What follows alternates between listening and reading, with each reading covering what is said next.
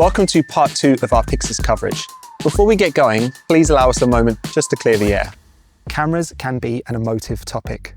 When we start comparing different brands and different form factors, it can conjure up strong feelings and brand loyalties. There's an expression that you might have heard us use on this channel before. There are lots of great cameras out there, and this is one of them. Cameras are so good these days that any skilled cinematographer can make fantastic images with any camera, within reason. Most cameras have strengths and weaknesses. Even if a camera can do everything, it's still compromised because it's either going to be really heavy or really expensive. There are objective differences between cameras. Perhaps camera A can do something that camera B cannot. That doesn't mean that camera B is a bad camera, it's just a fact. And perhaps there's something that camera B can do that camera A cannot. Also, the margins between different digital cameras is decreasing as digital sensor technology matures. If the modular design of a cinema camera doesn't suit the kind of work that you do, if there's another brand that you prefer, if there's another style of camera that you prefer, that's okay. PYXIS probably isn't for you. But if you're interested in getting all technical and talking about awesome camera tech, then hang around. Let's have some fun. First up, let's talk about image quality. Most cameras are capable of producing a respectable image in ideal circumstances. For example, locked off on a tripod with controlled lighting, an iPhone might end up looking similar to an Arri Alexa. But that's kind of like comparing a sports car and a compact car by discussing how well they can carry groceries. It's far more relevant to push a camera to its limits rather than to work in its comfort zone. With that in mind, here's 3 areas in which we'd like to push the PYXIS: dynamic range, rolling shutter, and low light. This video is going to be a little bit different because we're traveling, so you are going to see some location changes and we don't have access to the same resources that we usually do. A lot of manufacturers adopt a reach for the stars approach when it comes to quoting dynamic range for their cameras. There are different methods for measuring dynamic range, and a manufacturer will often choose the method that yields the best result, regardless of the usability of the image that results. Here's 2 factors that affect a camera's dynamic range. First, signal-to-noise ratio. All sensors produce noise. For the image to be usable, the image needs to be brighter than the noise. The relationship between the image and the noise is called the signal-to-noise ratio. There's different standards for what is an acceptable amount of noise in the image. To compare cameras, we need a common standard. In this comparison, we're going to concentrate on a signal-to-noise ratio of 2. That means the image is twice as bright as the noise. Some cameras produce an artificially high signal-to-noise ratio. First, in-camera noise reduction. Cine cameras that shoot raw images often have higher SNRs, and cameras that shoot more aggressively compressed images that degrade the noise in the image often have lower SNRs. This is by no means a comprehensive discussion of signal-to-noise ratios. It's just a quick example. Second, some cameras use clever processing to reconstruct highlights in the image. For example, Red have their very cool extended highlights feature that records the scene at 2 different exposures and then recombines those images. Or there's another feature called highlight recovery that uses non-clipped channels to reconstruct the data in clipped channels. The point is, we are interested in the camera's true dynamic range, not a post-processed artificially inflated figure. The industry really needs a standardized way of reporting dynamic range on cameras. Blackmagic provides pretty conservative figures for dynamic range. They quote 13 stops for the PYXIS. Panasonic quotes 14 plus stops for their S5 IIX. Red quotes 16.5 stops for the Komodo X. So on paper, the PYXIS fares pretty badly. But in reality, all 3 cameras actually have fairly similar dynamic range. I don't have a Komodo X on hand, but I do have an S5 IIX, so let me show you what I mean. Here's a scene with high dynamic range. I've metered the ambient light, and there's about 8 stops difference between outside and inside. In reality, there's even more dynamic range in this scene, as the white trim on the building will be even brighter, and inside the black swatches on the color checker will be even darker. The PYXIS is shooting B-RAW. The S5 IIX is shooting 422 ProRes to an external SSD. Same exposure, both cameras. Let's load it into Resolve. The shadows look fairly similar, but the highlights are different. The PYXIS has traces that extend further into the highlights than the S5. What does that mean? There's 2 possible takeaways from this experiment. Despite the specs claiming the opposite, the PYXIS might have a tiny bit more dynamic range than the S5. Or alternatively, conclusion number 2, when looking at the image and ignoring the scopes, it's hard to tell the cameras apart. So we could say conservatively that despite the difference in their advertised specs, that both cameras appear to have a similar dynamic range. Kudos to Blackmagic for actually reporting honest dynamic range figures. Now, we have used the Komodo X. It does have more dynamic range than the PYXIS, but it doesn't have the 16.5 stops that are advertised. CineD have published tests for all three cameras. They are up on screen. As you can see, tested dynamic range is pretty similar. The reason? Sensor technology is pretty mature. Advancements are being made in dynamic range, but there's a limit to what you can squeeze out of a camera. We've yet to see tests for the C400, but it does advertise the same dynamic range as the C70, a 4-year-old camera. So even Canon can't keep on magically adding dynamic range to their cameras. Here's a fact. Every camera clips at some point. Within reason, it's not about whether or not a camera will clip, but it's about how it clips. So here's an example. We'll let you decide whether or not you like the way that the PYXIS handles clipped highlights.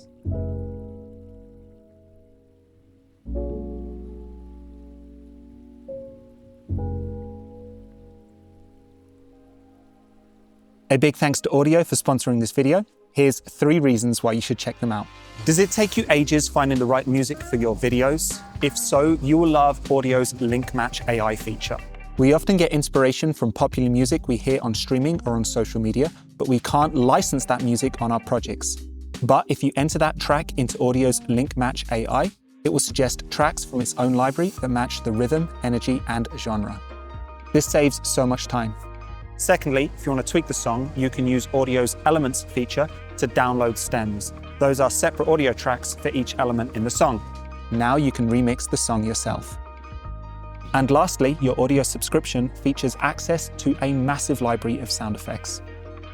Audio normally costs $200 a year, but right now you can get an entire year's subscription for just $60. That's insane value. Supporting our sponsors is an excellent way of supporting the content we make on our channel. Thanks for watching. Rolling shutter. About 18 milliseconds DCI, about 25 milliseconds open gate. The FX6 is under 9 milliseconds. So the PYXIS isn't brilliant. Remember, amazingly though, the Burano has an 18 millisecond shutter. The S5 IIX is about 25 milliseconds. Cameras like the DJI Ronin 4D is up to 30 milliseconds depending on what mode you run it in. Here's a torture test for the camera's rolling shutter. Pay attention to the buildings on the peripherals. Can you see how they flex and wobble like jello as the camera moves? Here's the traditional rolling shutter demonstration, panning the camera quickly. This freeze frame shows how much the vertical lines in the image skew. Stabilization won't fix this. In a simple stabilizer, if the camera moves to the left, the stabilizer will shift the image to the right. If it moves up, it will shift it down. Thereby, it cancels out the motion introduced by the camera. Here's what that would look like. What about the rolling shutter? As the camera moves, more sophisticated tools can counter-skew the image to correct the rolling shutter. But in order to do that, you need accurate information about how the camera is being moved. The PYXIS has an ace up its sleeve. Yep, it records camera gyro data. There's been some great tutorials on how to do this in DaVinci Resolve using the stabilization tool on the color page, but you'll get more control if you use a more sophisticated tool like Gyroflow. In Gyroflow, I've profiled my lens and camera. Importantly, I've entered the sensor's readout speed. Now I can do the rest in Resolve. Apply the Gyroflow OpenFX plugin. I think this button just loads the gyro data from the camera file. You can see it's having an effect on the image. That's because this tool's primary purpose is stabilization. I don't want it to stabilize, I just want to use it to correct the rolling shutter. So I'll set the smoothness to 0. That's better. To fix the rolling shutter, we need to load that lens profile. Importantly, that profile contains the sensor readout speed value that we set. And there you go, instant fix.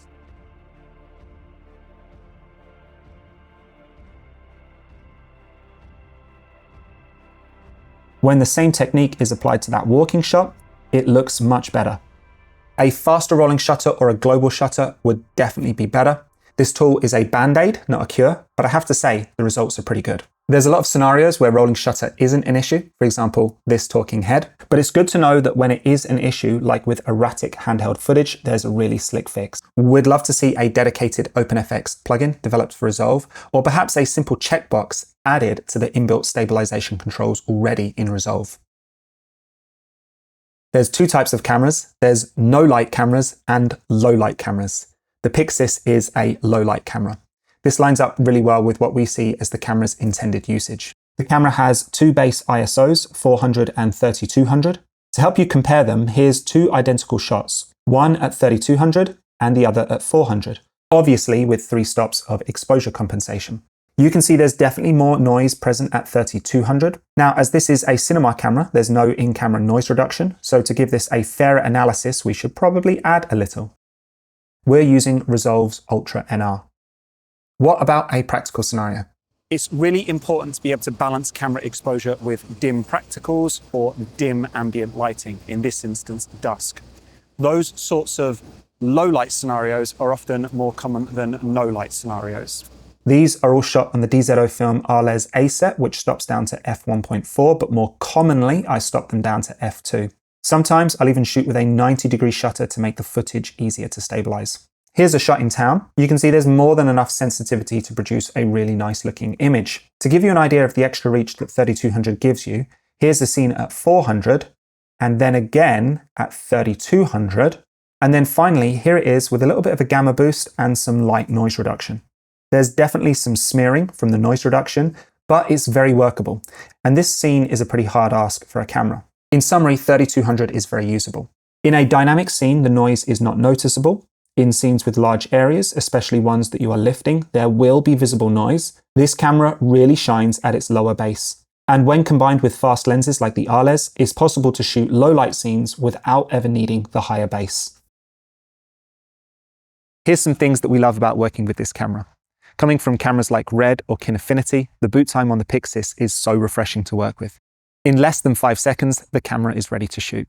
I've also recently spent time working with Sony cameras. They boot incredibly quickly too, and they have great image quality, but their menu systems are really frustrating to use. On the other hand, Blackmagic's menu system is a joy to use. Let me show you how easy it is to change resolution and codec on the PYXIS. Finally, I can use the Focus Pro side grip to trigger recording on the camera. It connects via Bluetooth. It's definitely not a perfect camera. Carl Yates over at ProAV has some great observations about things like the buttons or the flappy card cover. I'm sure we'll find other frustrations with the camera, but please, let's keep this in context. It's hard to be overly critical of a camera that offers such incredible value. Let's talk about rigging and the accessories that are needed to make a shootable package. You can attach accessories directly to the camera. These threads even feature notches for RE locating pins.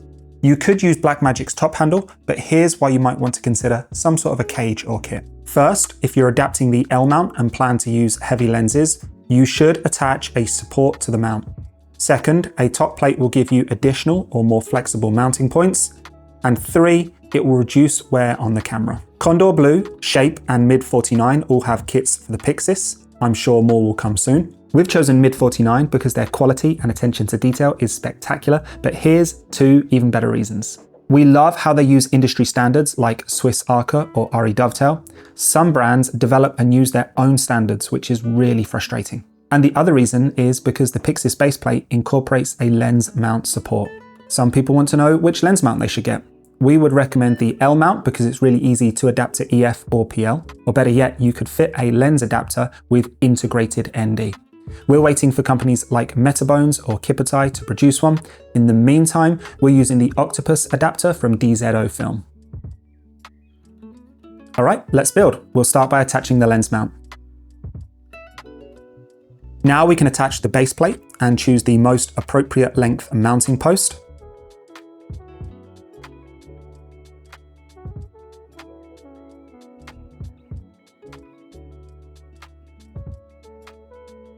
Next, we can mount the top plate. Here's a nice detail on the Mid 49 top plate. These mounting screws are captive. That means you'll never lose them. This is everything that will stay permanently attached to the camera. Everything else is optional. The base plate adds 15mm rods at the correct height and converts the Arca mount to an RE dovetail. This is a really nice feature. The dovetail can be snapped on. You don't have to slide it on from the front or back. It's controlled by the little silver button. This mount on the top plate of the camera is also a Swiss Arca mount.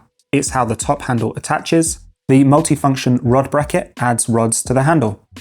And now there is somewhere to attach the Ursa EVF mounting kit.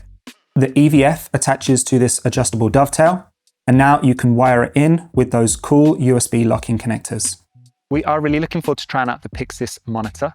I think that's what most people are going to want to purchase with their camera. I don't think there's going to be any surprises. I think it's going to operate exactly how we expect it to.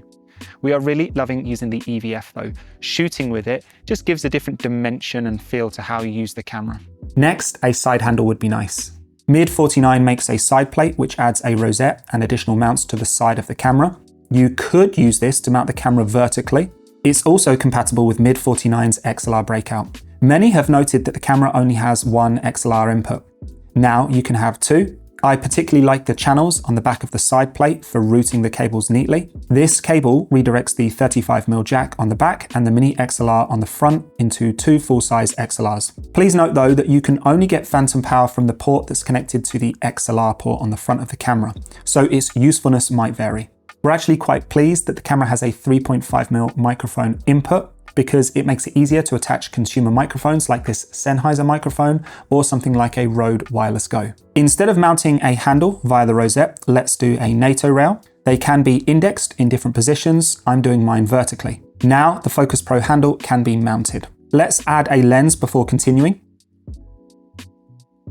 Then we can add the focus motor and the Lidar unit. Formative 3D have kindly designed and made this bracket for mounting the Lidar unit on rods. If you're interested, there will be information in the description. Next, media. You can connect an external SSD, but internal media is going to be a more robust solution. The camera has two CF Express Type B slots. We're loving Angelbird's range of cards. The SE is a great pairing for the PYXIS because it delivers quality and value.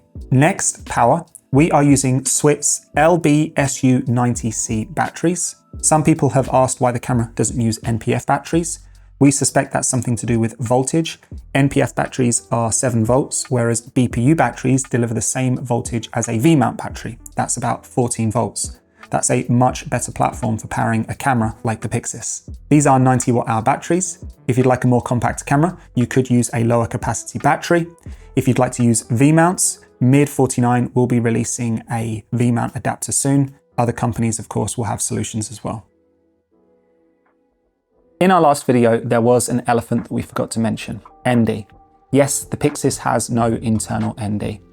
At IBC, Metabones released a really cool electronic ND EF to E adapter. We're hoping that they come out with a PL to L mount version because that would be perfect for the PYXIS. Until they or another company do, we are using Polar Pro's Basecamp ND system. Just a quick extra thought. A lot has been made about the camera's lack of internal ND. You won't find any mirrorless cameras with internal ND. The Komodo doesn't have internal ND. The FX6 does have ND, but it costs quite a bit more than the PYXIS. The only competitively priced camera that we can think of that does have internal ND is Blackmagic's own Pocket 6K. So just putting things in context. Let's talk about lens choice. Here's two extremes. Here's the convenient option, the Panasonic Lumix 24 to 105mm f4. 24mm is nice and wide, 105 is nice and tight. It does a really good job of mitigating micro shakes when handheld. On the other hand, how about the DZO Arles primes? These things are heavy, about 1.8 kilograms per lens. They're designed for full-frame sensors, also known as VistaVision. Why work with such heavy lenses? Well, shooting with slower lenses kind of mitigates some of the benefits of shooting with a full-frame sensor. These lenses open all the way to f1.4, and unlike some super fast primes, they don't lose quality when wide open. They are a genuine joy to work with. These lenses manage to be pristine but have character at the same time. For the price, their look and quality is simply unmatched. They are such a great pairing to get the most out of a high-resolution, large-format 3x2 sensor like the PYXIS. There's a dedicated review on these lenses coming soon. Subscribe if you don't want to miss out on that. Now, does building out the camera like this negate some of the benefits of its small size? Yes, it does, but in the same way that adding bodywork and wheels to a car makes a car larger, but we don't complain about that. These things are necessary for any camera. The Arles are a much better pairing for a camera like the PYXIS than they would be for a mirrorless camera. If you are interested in any of the kit that we've featured in this video, please consider using one of the links down in the description. They are an incredible way of supporting the videos that we create. If you're in Europe or the UK, go see our friends over at ProEV. If you're in the US, please go visit our friends at Film Tools. Cinema camera is another term that has been diluted by its excessive use in marketing. So many cameras are now marketed as a cinema or a cinematic camera, the same way as so many editing techniques are touted as being cinematic. We are borrowing from the credibility of a 100-year-old industry to imply that a camera or technique has prestige. To us, a cinema camera, firstly, prioritizes image quality. That's kind of like the difference between buying a piano that will fit in your house or building a house that's large enough to fit a grand piano. And secondly, a cinema camera supports a cinematic ecosystem. Does it offer the professional connectivity needed to interface with different departments? Can it use fancy lenses? That's not just having a PL mount, but the strength to support or balance a large PL lens. Can I attach all the other bits to it that are needed in a professional environment? And so forth. It's a camera that can support many people rather than a camera that is just designed to support one person. There's somewhat of a hazy line between equipment that can be modded to work in that environment or equipment that comes out of the box ready to work in that environment. But you get the idea. Perhaps the PYXIS is on the lower end of that spectrum, but it is definitely a cinema camera. This camera isn't for everyone. It might be missing features that are critical to your workflow, or you might simply not enjoy the style of a cinema box camera. But if you are considering this camera, don't let the price fool you. Comparing it to mirrorless cameras is like comparing apples and oranges. It's better compared to cameras like the Komodo X or the Kinefinity Marvo LF. And if you struggle to understand the benefits of this camera, then perhaps it's not for you. If you see value in the things that this camera prioritizes, then it might be for you. Now, we're not done talking about the PYXIS. We plan to document what it's like to use on an actual shoot. And we're also planning to explore the camera's network connectivity. Remote control, streaming, cloud uploads. Workflow is so important, and this camera has a ton of workflow features. So look out for a video on that coming soon. If you enjoyed this video, please give it a like. If you've got questions about the PYXIS, leave them down in the comments. And make sure you subscribe so you don't miss out on future videos about the PYXIS or DaVinci Resolve or other cameras. That's it. Thanks for watching.